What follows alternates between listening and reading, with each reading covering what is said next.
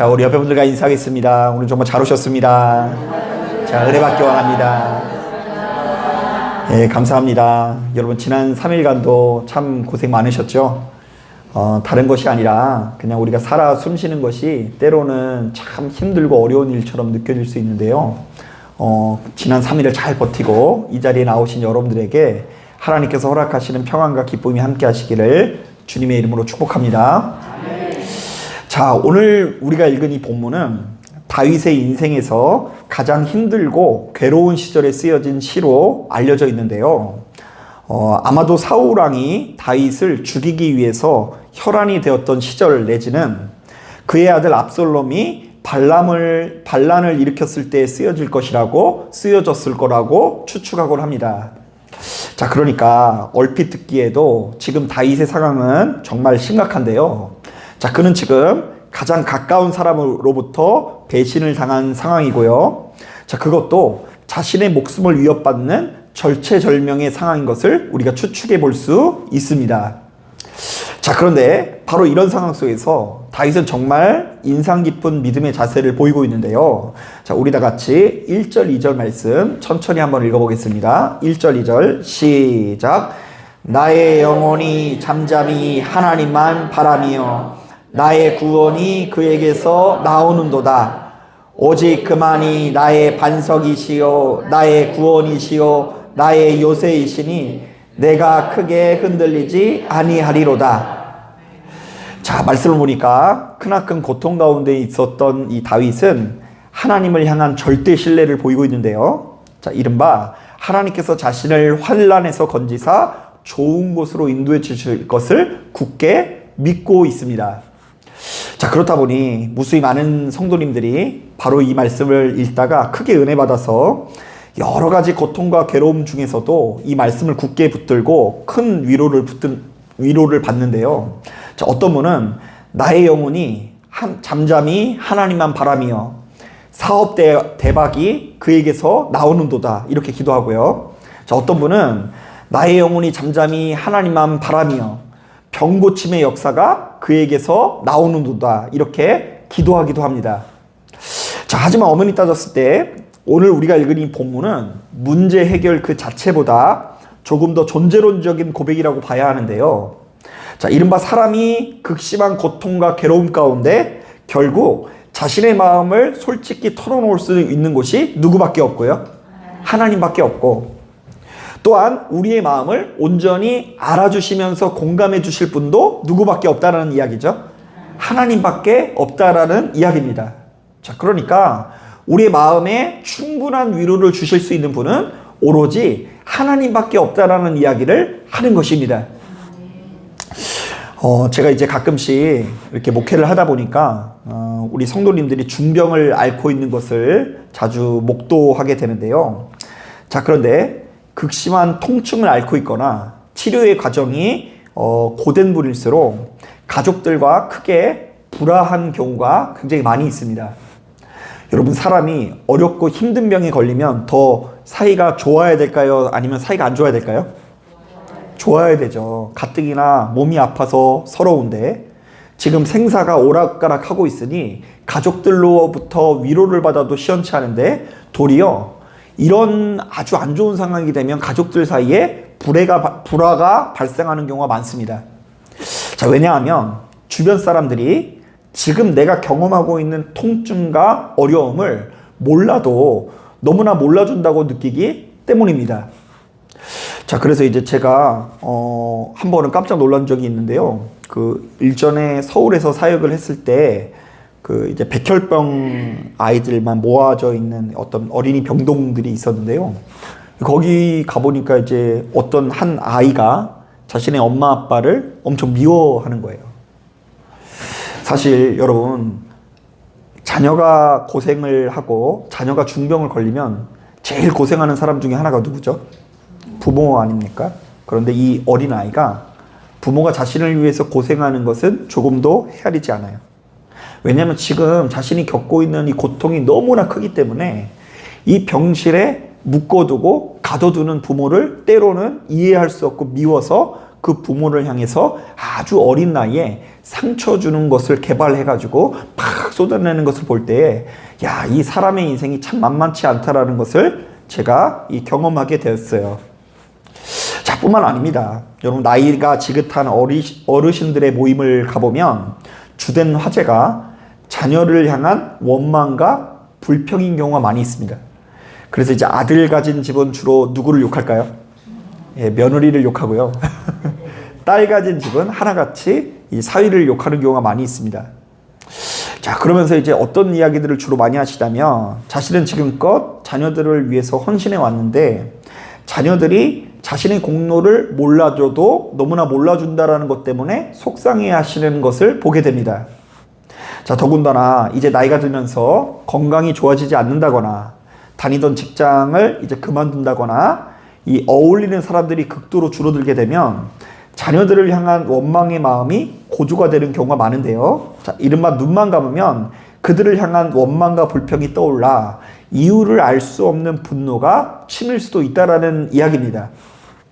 자, 하지만 그러면 그럴 때일수록 오늘 본문에 가면 바로 그 사람에게 가가지고 내가 서운하다, 내가 너를 어떻게 키웠는지 아니 하면서 여러 가지 이 속사정을 하기보다는 바로 이 속상한 마음을 누구한테 털어놔야 된다고요? 네, 잘 들어보세요.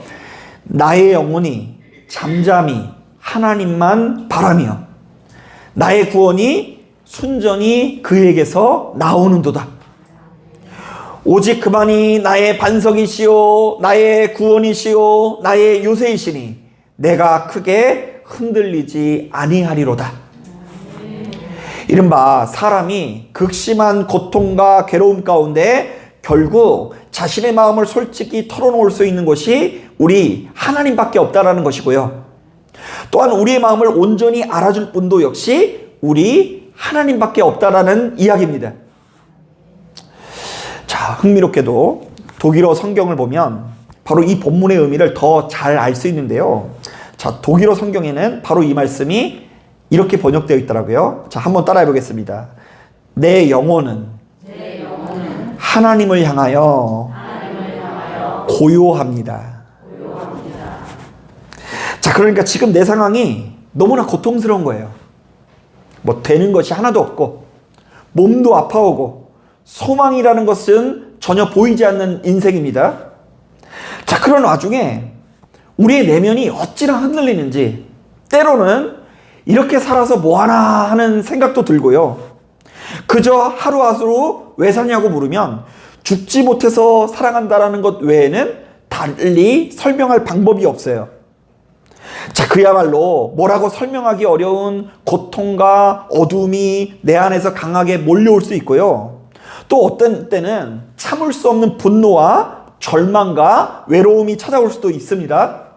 자, 그렇다 보니 예수 믿는 우리들도 누군가를 만날 때마다 나도 모르는 사이에 원망과 불평이 툭 튀어나올 때가 있고요. 그리고 어떤 경우에는 너무나 깊은 절망 가운데 만나는 사람마다 마음의 문을 굳게 걸어 잠그고 깊은 어둠 속에 머물러 있을 수 있습니다. 자, 그런데 오늘 본문을 보니까 예수 믿는 우리들이 바로 그때 어디 가서 무엇을 해야 된다고요? 한번 따라해 보겠습니다.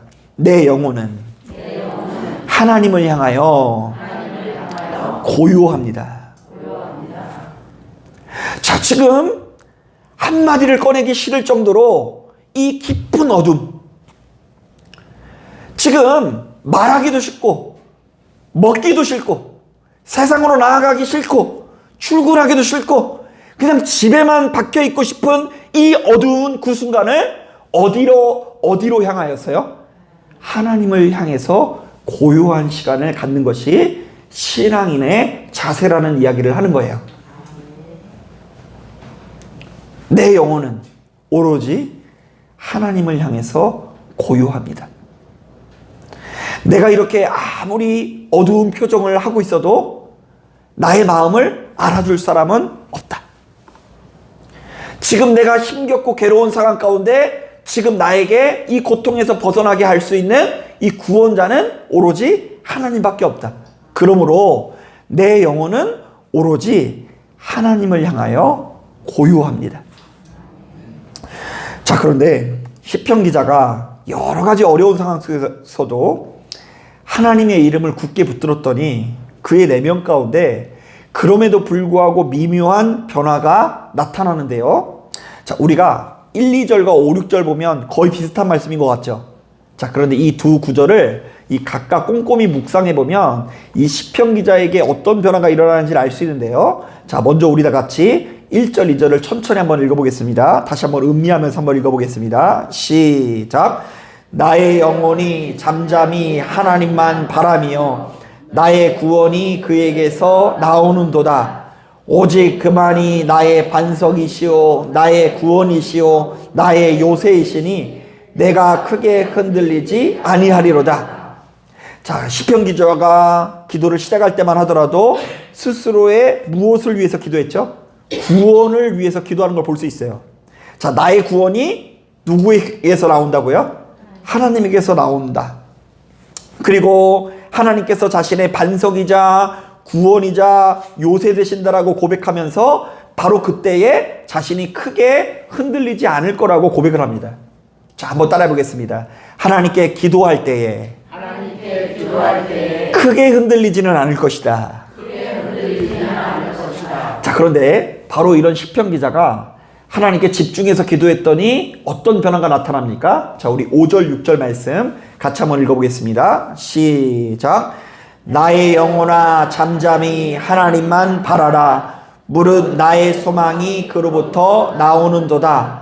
오직 그만이 나의 반석이시요 나의 구원이시요 나의 요새이시니 내가 흔들리지 아니하리로다. 자, 말씀을 보니까 시편 기자의 기도가 미묘하게 바뀌었는데요. 방금 전까지 스스로의 구원을 놓고 기도하던 기자가 이제는 무엇을 놓고 기도해요? 소망의 문제를 놓고 기도하고요. 그리고 방금 전까지는 내가 크게 흔들리지 아니하리로다 이렇게 기도하더니 이제는 어떻게 기도해요? 내가 흔들리지 아니하리로다 라고 기도하는데요. 자, 이것은 시편 기자의 내면이 그래도 이전보다 많이 안정되었다는 것을 우리에게 보여주는 것입니다. 여러분, 엄연히 따졌을 때 지금 시편 62편 기자가 기도할 때에 뭐가 달라진 것이 있어요? 없어요? 없어요. 자, 자신의 목숨을 노리고 있었던 이 사울왕이 갑자기 유순해진 것도 아니고요. 패역한 압살롬이 갑자기 찾아와서 사과하는 일이 일어난 것도 아닙니다. 자, 그러나 시편 기자가 끝까지 하나님을 붙들고 그분께 자신의 속마음을 토로했더니 그 심령의 속성이 완전히 달라지게 되었는데요. 이른바 다윗은 죽을 것 같은 고통을 넘어 소망을 누리게 되고요. 하나님께서 그의 마음을 위로하사 그래도 살아갈 수 있는 힘을 얻게 하셨다라는 것을 알 수 있습니다. 자, 그래서일까요? 다윗은 바로 이러한 경험을 바탕으로 이스라엘 백성들에게 너무나 놀라운 권면을 쏟아내고 있는데요. 자, 우리 다 같이 8절부터 10절 말씀 우리 천천히 한번 읽어보겠습니다. 8절부터 10절 시작. 백성들아 시시로 그를 의지하고 그의 앞에 마음을 토하라. 하나님은 우리의 피난처시로다. 아, 슬프도다. 사람은 입김이며 인생도 속임수이니 저울에 달면 그들은 입김보다 가벼우리로다. 포악을 의지하지 말며 탈취한 것으로 허망하여지지 말며 재물이 들어도 거기에 마음을 두지 말지어다. 자, 뭐라고 이야기합니까? 하나님만이 나의 요새이시고 반석이시고 사람은 우리를 영원히 구원할 수 없다. 재물은 우리에게 영원한 위로가 될 수 없다라고 이야기하고 있어요. 자, 그런데 안타깝게도 우리 인간은 본문의 메시지와 정반대의 태도를 볼 때가 많은데요. 자, 겨우 입김밖에 안 되는 사람을 자신의 구원자로 삼거나 우리를 영원히 구원할 만한 능력을 갖추지 못한 재물에 그 마음을 빼앗기는 경우가 참 많다라는 이야기입니다. 자, 그렇기 때문에 예수 믿는 우리들이야말로 실상은 이런 고백을 할 때가 많이 있습니다. 나의 영혼이 잠잠히 좋은 친구와 자식과 사람을 바라보며 나의 구원이 좋은 친구와 자식과 사람에게서 나오는 도다. 오직 물질만이 나의 반석이시요 나의 구원이시요 나의 요새이시니 뭔가 쌓인 것이 보일 때에 내가 흔들리지 아니하리로다. 자, 제가 웃자고 드린 말씀인데 그냥 오늘 뭔가 예배 시작 전부터 분위기가 심상치 않아요. 이 자리에 우리 하나님을 만나고자 소망하는 성도님들이 계실 줄로 믿습니다. 이제 때로는 막 이런 날도 있고 저런 날도 있는데 우리 마음이 모여가지고 하나님께 상달되어지는 참 예배가 되길 바랍니다. 자, 여러분, 바로 이런 점에서 우리가 생각해 볼 만한 이야기가 있습니다. 자, 미국의 고전 중에 거장의 손이 닿을 때라는 시가 있는데요. 자, 이 시의 내용이 이렇습니다. 자, 어느 날 낡은 바이올린 한 대가 경매장에 나왔는데요. 자, 그 바이올린은 너무 낡은 탓에 사람들은 그 바이올린을 $3 이상 주고 사려고 하지를 않는 것입니다. 그러니까 너무 낡았으니까 안 사고 싶은 거죠. 자, 그런데 갑자기 한 노인이 갑자기 나타나서 그 낡은 바이올린에 쌓여있는 먼지를 훅훅 털더니 손수건을 꺼내서 구석구석 닦고 그 바이올린에게 이렇게 말하는 것입니다. 사랑하는 아들아, 잘 있었니? 내가 40년 만에 너를 만져보는구나. 자, 그러더니 바이올린을 튜닝하고는 그 자리에서 너무나 아름다운 연주를 시작하게 됩니다. 자, 그러자 경매장에 나온 수많은 사람들이 갑자기 그 바이올린을 통해서 들려나오는 아름다운 연주를 듣고 매료가 됩니다. 그리고는 노인의 연주가 끝난 다음 바이올린을 구입하기 위해서 몰려드는데요. 원래 그 경매가는 $3인데도 불구하고 아무도 안 살라 그랬잖아요. 최종 낙찰가가 $3,000에 이르게 됩니다. 자, 그런데 여기서 문제. 이 $3,000면 우리 돈으로 한 440만 원 정도 하거든요. 자, 그런데 이 $3,000짜리 바이올린으로 이 자리에서 제가 연주를 하면 여러분들이 감동을 받을 것 같아요? 안 받을 것 같아요? 이게 뭐 고무줄 튕기는 건지 뭐 튕기는 건지 모를 정도로 이상한 소리가 나오겠죠. 왜냐하면 저는 바이올린의 박자도 모르기 때문입니다. 자, 당연한 이야기겠지만 이 바이올린의 가치가 1000배나 올라가게 된 것은 바이올린 자체가 변했기 때문이 아닙니다. 자, 바이올린을 만진 거장의 손길이 있었기 때문에 바이올린의 가치가 올라간 것 아니겠습니까?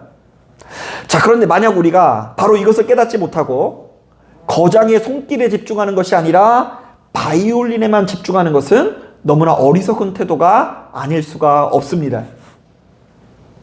여러분, 마찬가지로 우리 눈앞에 보이는 사람이든 너무나 호화로워 보이는 물질이나 세상의 쾌락이든 바로 그것에는 구원이 없을 뿐더러 우리의 심령에 영원한 위로가 될 수 없다는 것을 기억하시길 바랍니다. 자, 그러므로 우리들은 수시로 기도하면서 우리의 시선을 바꿔야 하는데요. 이른바 한낱 입김에 불과한 사람이나 물질이 아니라 오로지 하나님께 소망을 두기 위해서 노력해야 된다는 이야기입니다. 여러분, 또한 이와 동시에 가만히 보면 육신의 옷을 입고 있는 우리들은 마치 자기 자신의 인생이 마치 몇 달러처럼 느껴질 수 있어요? 네, 차마 얘기 못하겠죠. 내 인생이 너무나 싸구려 인상처럼 느껴지고요. 야, 내가 그래도 예진교회 장로고 권사고 집사인데 지금 내가 정말로 이 교회 누군가에게 드러낼 만큼 인정받을 수 있는 모습이 아니라 참 별 볼 일 없는 것처럼 느껴지는 순간을 마주하게 될 수 있어요. 하지만 이렇게 $3에 불과한 $3짜리 바이올린에 불과한 우리들의 인생도 하나님의 손길이 닿으면 달라진다, 안 달라진다? 달라질 수 있다. 이른바 우리를 만지시는 하나님의 손길로 인해서 그야말로 보잘것없는 내 인생에도 아름다운 소리가 나올 수 있다는 것을 기억하시길 바랍니다. 예. 내가 볼 때는 내가 소망이 없어요. 그러나 나를 만지시는 누구의 손길로 인해서? 하나님의 손길로 인해서 나의 인생도 아름다운 소리가 나올 수 있다는 이야기인 거죠. 자, 그런데 여러분, 제가 설교를 하면서 가장 안 되는 부분이 바로 이런 부분이에요. 여러분, 이 말씀을 계속 듣는 가운데 누군가는 또 계속 바이올린이 아니라 그 바이올린을 연주하는 하나님, 거장의 손길을 주목하겠죠. 자, 그런데 대다수의 사람들이 그 바이올린을 연주하는 하나님의 손길보다 무엇에 초점을 둘 때가 많이 있을까요? 참 별거 아닌 바이올린에 집중하는 경우가 많이 있어요. 어쩌다 한두 번 은혜를 받으면 깜짝 놀래가지고 감격에 차가지고 야, 내가 예진교회 다니는 게 너무 좋다. 이곳에 안 왔으면 큰일 날 뻔했다. 그러므로 나의 반석 되시는 분은 오로지 누구밖에 없다고요? 하나님밖에 없다라고 고백을 하지만 막상 우리가 은혜가 떨어지고 눈앞에 보여지는 여러 가지 쾌락이나 사람에 의지하여서 한낱 이끼밖에 안 되는 그 사람에 의해서 노란함으로 인해서 정말 세상 사람들을 부러워하면서 그들의 꽁무니를 쫓아다니는 인생이 되기 십상이라는 것입니다. 자, 그렇게 보면요, 내 자신이 몇 달러로 보인다고요? 3달러로 보이는데요. 여러분, 그런 세상의 사람들과 완전히 구분돼서 나를 붙들고 의지하는 누구를 바라보면 하나님을 바라볼 때에 지금 이 자리에 참석한 여러분들의 인생이 3달러가 아니라 3만 달러 인생이 될 줄로 믿습니다. 근데 이제 3만 달러라고 해봤자 그래도 싸요. 그죠? 그래봤자 뭐 4천만 원 정도인데 그럼 한 어느 정도로 할까요? 저는 오늘 이 자리에 참석한 여러분들이 그런 힘을 얻고 돌아가셨으면 좋겠어요. 예, 가만히 보면 이번 주 보니까 지난 3일간 여러분 정말 뭔가 힘든 일이 있은 얼굴이에요. 예. 아니면 됐슈. 아니면 됐어요. 그러나 우리도 모르는 사이에 우리의 몸과 마음이 내가 하나님을 믿는 사람으로서 자꾸 이 복의 근원되고 진수되는 하나님이 아니라 자꾸 다른 요인으로 인해서 좁아지고 있다고 한다면 여러분 오늘 말씀 듣고 다시금 힘을 내길 바랍니다. 여러분 괜찮아요. 조금 경제적으로 어려운 날도 올 수 있고요. 몸이 아픈 날도 올 수 있고요. 내가 잘 나가지 못하는 순간을 마주하게 될 수도 있습니다. 괜찮아요. 그런 걸로 인해서 주변에 많은 사람들이 여러분들을 향해서 손가락질을 하면서 참 별 볼 일 없는 인생처럼 여길 수 있습니다. 자, 그러나 바로 그때에 거기 가서 괜히 싸우지 마시고 나의 소망은 누구에게 있으며? 하나님에게 있으며 하면서 하나님을 향하여서 고요할 때, 하나님을 향해서 나의 이 어두운 마음을 털어놓을 때 하나님께서 이 자리에 참석한 저와 여러분들을 정말로 3달러 인생이 아니라 3억 달러 인사로 만들어 주실 것을 믿으시는 저와 여러분들이 되기를 주님의 이름으로 축복합니다. 자, 기도하겠습니다.